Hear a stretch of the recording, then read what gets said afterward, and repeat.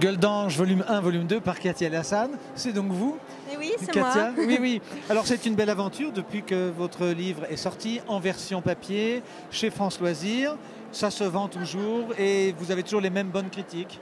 Toujours, même plus encore. C'est-à-dire? Depuis, ça fait une année maintenant, Oui. donc depuis une année, il a bien évolué. J'ai eu des propositions, enfin voilà, il se fait bien connaître autant en Suisse qu'en France, Belgique. Voilà, j'ai eu l'occasion de faire d'autres salons aussi et toujours des belles découvertes du côté des lecteurs. Vous êtes classé comment? Alors comme auteur jeune, comme auteur pas de charme ni trop de sexe, parce que c'est très clean, vous avez un univers très clean en fait. Oui, oui, oui, c'était mon but, d'avoir des personnages positifs avec des valeurs positives. Ah oui, oui, mais c'est bien ça, c'est ce qui nous avait plu pour notre public. Alors j'apprends là, maintenant, qu'il y a un préquel, comme on dit, c'est-à-dire Voilà. l'aventure du héros, mais avant, en plus jeune. C'est Fred, quand il était Oui. ado. Voilà, et je développe les relations qu'il a avec d'autres personnages de Gueule d'ange. Mais si on n'a pas lu Gueule d'ange... On comprend rien. Si, on comprend tout. Non, non, c'est pas grave. Si on n'a pas lu Gueule d'ange, on peut quand même lire celui-ci. Tout ça a été...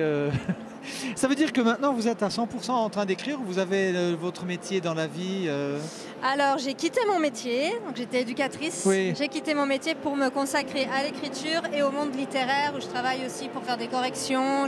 Voilà, je suis restée dans ce milieu-là. Ah oui, j'ai oublié de dire que c'est un livre qui a pratiquement pas de coquille et que je vous avais dit qu'il y avait un bon style parce que vous êtes très jeune, quoi qu'on en dise. Donc je rappelle que Gueule d'ange, c'est une histoire d'amour en fait, oui, qui commence, on va pas dire trash, mais les premières pages sont saisissantes. La fille se réveille parce qu'elle se fait ramasser par une voiture dans la rue. Oui. On imagine Lausanne, la rue, je ne sais plus comment ça s'appelle, la rue Auflon, de Genève. Hein, c'est Auflon. Voilà, dans ce fameux endroit un peu bizarre. Et puis alors, émerveillement, elle ne s'aperçoit pas qu'elle est dans une villa magnifique. Oui, une villa magnifique à Vevey. En fait, elle n'a pas réalisé que la personne qui l'a renversée, c'est une rockstar. Oui. Voilà. Et alors, ça va la conduire dans le volume 1 et dans le volume 2. Écoutez, nous, on s'était rencontrés au salon du livre roman. Oui. Et puis bon, c'est une histoire qui a bien tourné. On espère pouvoir lire votre préquel.